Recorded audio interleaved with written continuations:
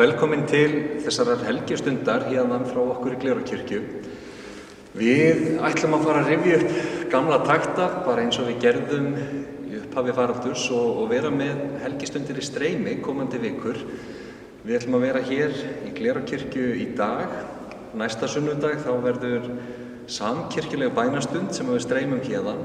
Og sunnudagina þar á eftir ætlum við aðeins að fara út fyrir boxið og leyfa okkur að gera okkar pínu öðruvísi. Þannig að þið bara fylgið okkur og takið þátt og njótið þess að eiga þessar helgistundir með okkur. En í upphafi þessara stundar þá langaði okkur nú að kynna nýjan liðsmann hér í Glerárkirkju. Magnús Gamaliel Gunnarsson sem þú ert nú þrautreyndur prestur. Já, ég byrjaði að starfa 1988. Já. Var hálft ára á Ísafirði sem svona aðstoðarprestur hét það þá, ekki lengur til það nafn á stöðu, og var líka æskulýðsfulltrúi. Fór síðan haustið og sóttum við Möðruvelli og fékk ekki, sem ég átti nú svo sem ekkert von á, og fór þá yfir í Háls í Fnjóskadal og var þar í 8 ár áður en ég fer til Dalvíkur 1997. Hefur verið sóknarprestur þar síðan. Búin að vera sóknarprestur þar í 25 ár, í febrúar. En síðan bauðst mér það að fara á eftirlaun og vera í hálfu starfi sem afleysingaprestur eða leysa af hér í Þingeyjar- og Eyjafjarðarprófastsdæmi. En þú verður hérna með okkur bara núna fram á næsta haust. Fram á næsta haust verð ég við Glerárkirkju og hlakka mikið til samstarfsins. Já, og sömuleiðis. Við erum vel mönnuð hérna í kirkjunni með mikinn reynslubolta með okkur og hann ætlar að leiða þessa helgistund með okkur.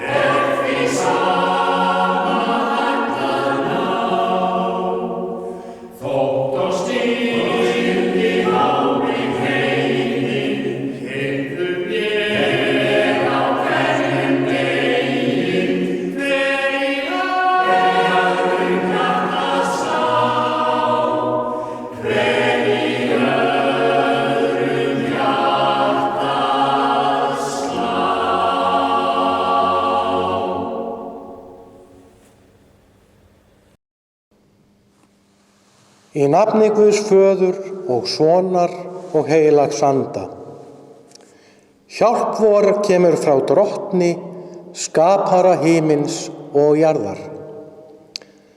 Drottinn, ég komin í þitt heilaga hús til að lofa þig og ákalla og til að heyra hvað þú, Guð faðir skapari minn, þú Drottinn, Jesús frelsari minn, þú heilagi andi huggari minn, vilt við mig tala í þínu orði.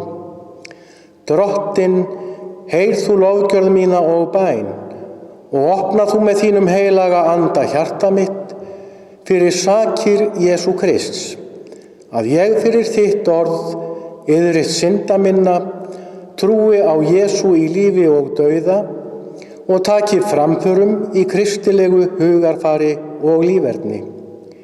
Bænheyr það, ó Guð, fyrir Jesú Krist. Amen.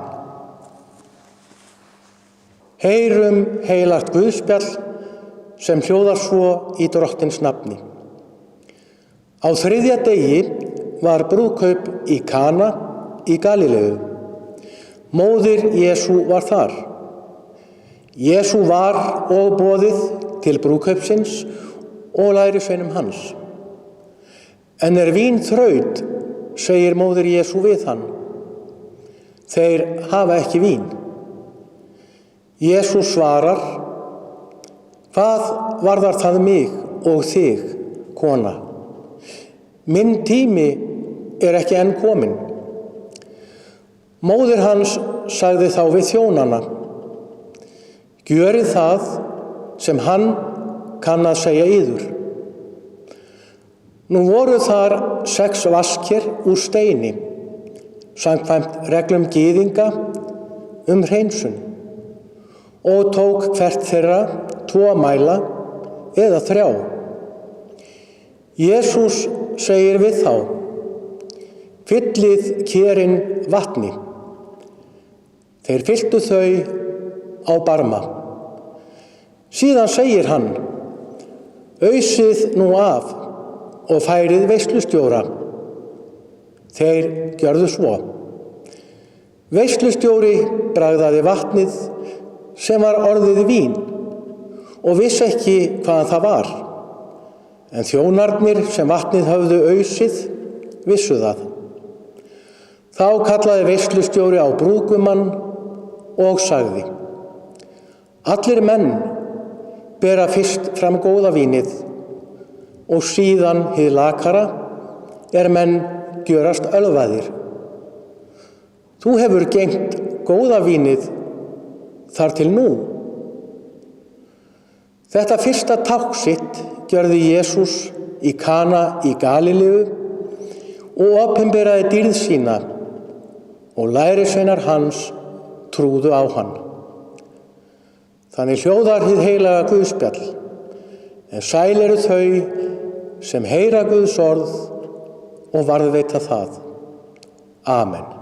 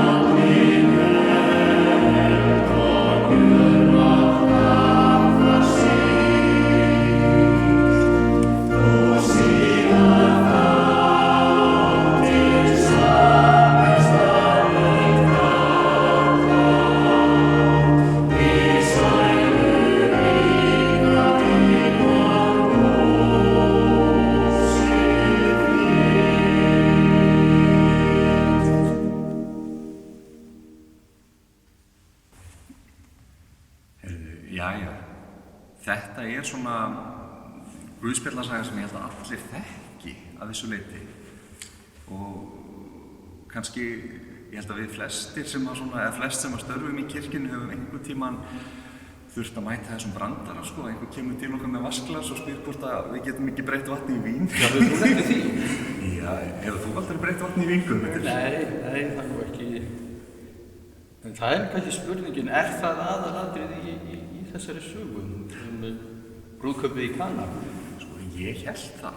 Eða ég ætla að segja það að ég kannski hafði aldrei svona áttað mig á að það væri eitthvað svona annað sem að skipti miklu máli í þessari sögu og hélt að fannst það skrítið að fyrsta kraftaverk Jesú í Jóhannesar guðspjalli sé þetta.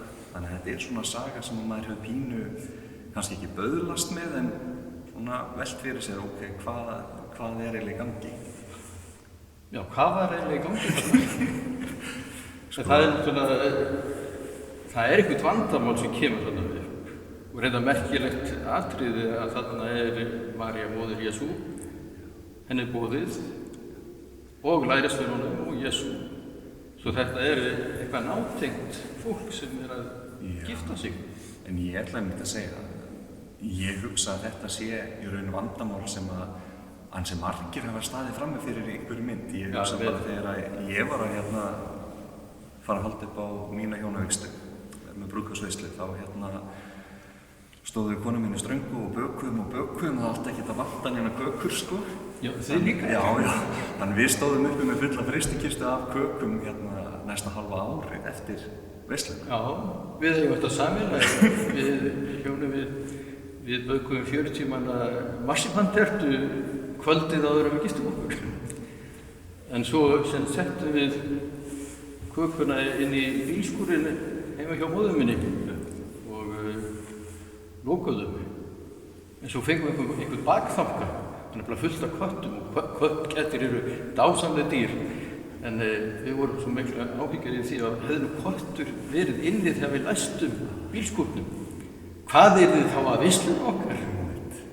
Svo að ég held að það sé miklu meira þetta vandamál sem verið að glíma við en vínið. Já, ég held það að þarna sé áherslan sko veislan sjálf og fólkið og þessar það náttúrulega kannski ekki alveg hversdagur þegar maður er að gifta sig en þetta eru svona svo eðlilegar aðstæður og eitthvað sem ég held að allir hafi staðið fram fyrir þegar þau eru að taka á móti fólki er nóg. Að maður vill ekki að vera eitthvað skortur, að það er eitthvað svona pínu ótti sem að kviknar þegar maður er að reyna að gera vel við fólkið sitt sko. Maður vill veita vel. Já, og ég held að þarna sé þetta kannski fókus sögunar, það eru þessar aðstæður en ekki það að Jesú hafi verið að halda svona gott partí. Nei. Þú að reyndar tala þarna steinker og þau tóku dálítið mikið, það víst 100 lítrar, svo þetta var stórkostlegt. En þarna María móðir Jesú, ég held að hún sé táknmynd fyrir bænina, eða fyrir söfnuðin sem hinn biðjandi söfnuð. Og hvað gerir hún? Við náttúrulega sjáum það að hún tekur eftir þessu vandamáli, hún tekur eftir því að vínið búið og ræðir þetta við Jesú og þetta pínu svona hranaleg viðbrögð hjá honum bara svona pínu vísar henni frá, minn tími ekki kominn en við sjáum að það stoppaði hann ekki og hún fer þá bara og talar við þjónana og segir við þá gerið allt sem að hann segir ykkur að gera. Er hún ítinn hana? Íta strafnum eitthvað áfram? Eða hvað hún að hugsa? Ég held að þetta sé sem sagt að hún treystir á Jesú og Jesú náttúrulega meira en bara sonur hennar. En svo Jóhannes segir frá að þá hann drottinn, hann Guðssonur, hann Messías og hún veit það alveg og þannig kemur hún til að sko leggur málið í hans hendur. Þetta vandamál. En það sem náttúrulega, ef við horfum svona á þessa sögu, þá þarna strax í upphafi Guðspjallsins verið að gefa okkur ákveðna forskrift að bæninni. Að bænin ekki bara þetta við segjum Guði hvað við viljum eða leggjum fram eitthvað óskalista, heldur hún að leggja fram aðstæður fólks og ekki nóg með það að hún farin til Guðs með þessar aðstæður í bæn, heldur fer hún síðan og gerir eitthvað til þess að svona koma bæninni í framkvæmd af þessu leyti. Auðvitað það oft þannig að maður að biðja fyrir einhverjum aðstæðum þar sem maður sér ekkert hvað maður getur sjálfur gert, en hann sagði nú Frans Páfi einhvern tímann í predikuna: fyrst býður fyrir ungruðum og svo ferðu og gefur þeim að borga.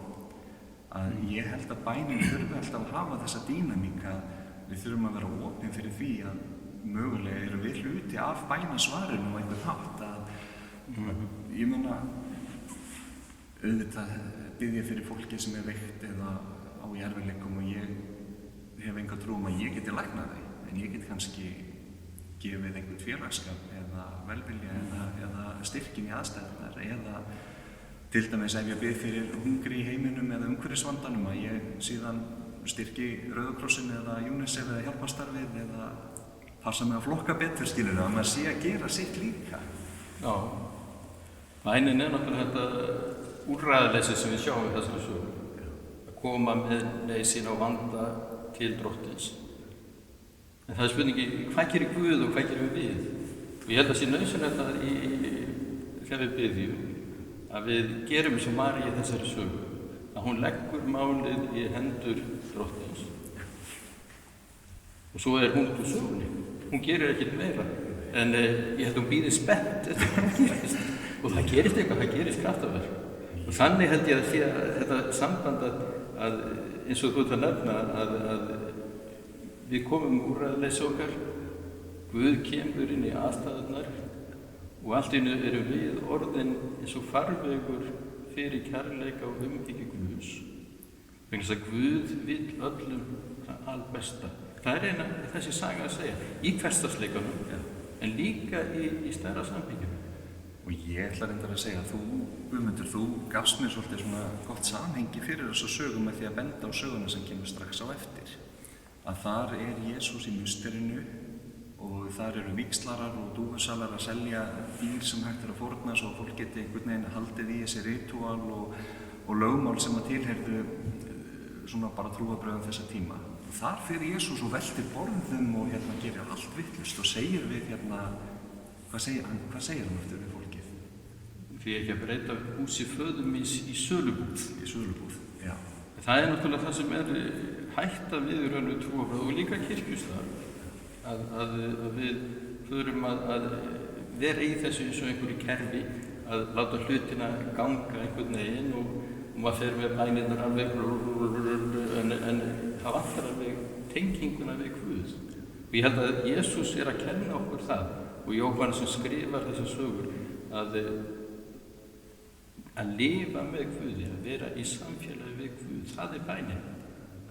Og það spennandi, þá gerast undrin. Já, og það sem að kannski, þegar ég búinn að vera að melta þessa sögu núna, það sem að stendur svolítið upp úr fyrir mig, það þetta að í gegnum þessa sögu ég pínu verið að ítreka það að Guð með okkur, bara í okkar svona lifða lífi.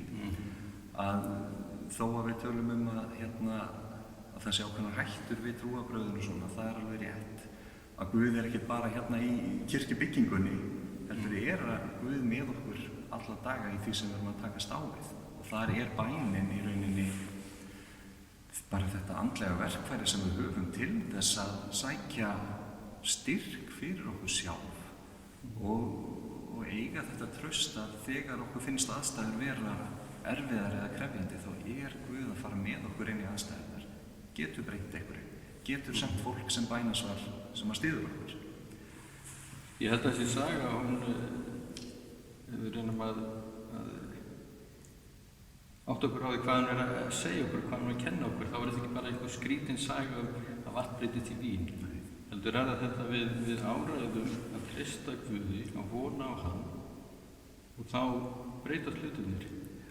Þetta í hug, ef við tökum heimsmarkmiði, við getum flett upp á það að þau eru þessi. Og ég held að þetta sé vilji Guðs.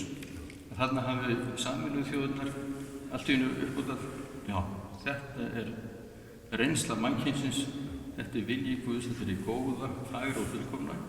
Og það er sem þetta engin fátækt, ekkert hungur, heilsa og vellíðan, menntun fyrir alla, jafnrétti kynjanna, hreint vatn og hreinlætisaðstaða, mjög praktískir og hversdagslegir hluti. En ef við byggjum yfir þessu markmiðum, að þá verðum við líka að halda áfram og framkvæmja það.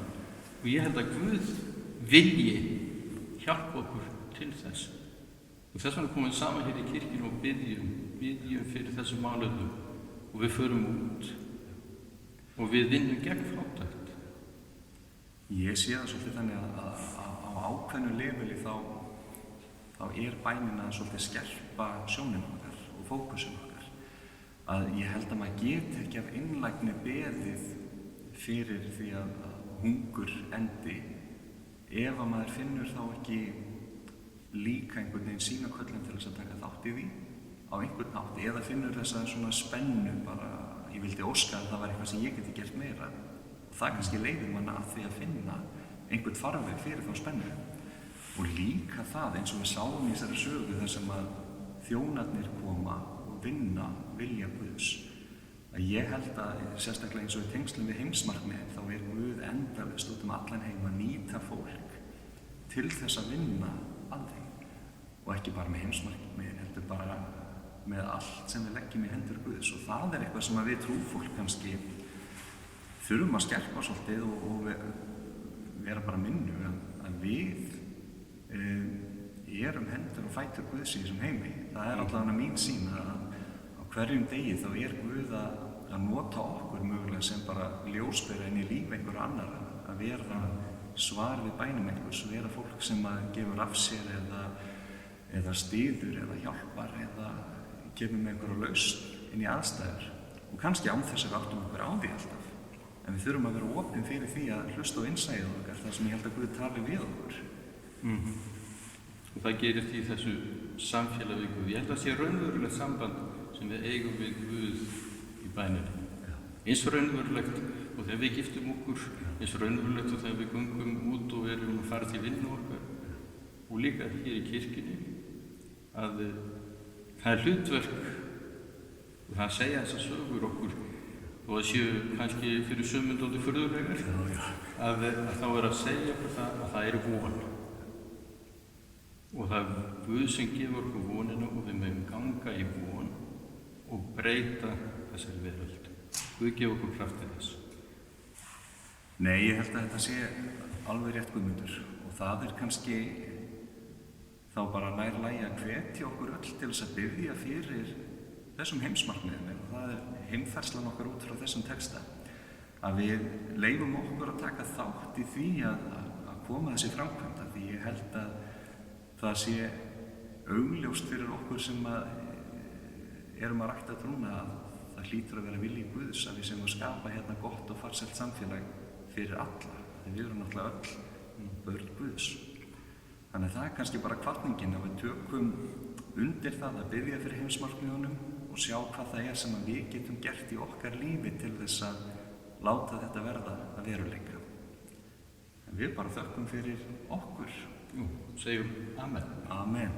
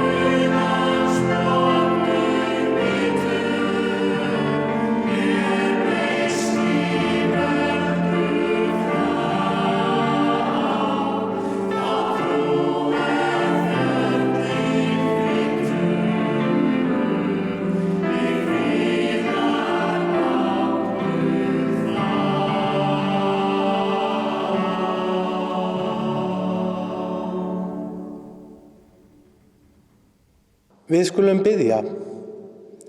Himneski Faðir, ég þakka þér fyrir hvern dag sem ég hef þegið úr hendi þinni. Blessa allt sem unnið hefur verið í þínu nafni í dag. Blessa kirkju þína víða veröld. Blessa kirkju Íslands og gef þjóðinni náð til að virða vilja þinn og leita ríkis þíns. Við felum þér okkur og allt sem okkar líf, heilsu og allan hag. Vak yfir öllum mönnum, nær og fjær. Hjálpa öllum sem eiga erfitt einhverra hluta vegna. Styrk þau sem harma hafa að bera, eru sjúk eða eiga við annað böl að stríða. Ver þú með þeim sem eru fjarri ástvinum og vinafáir.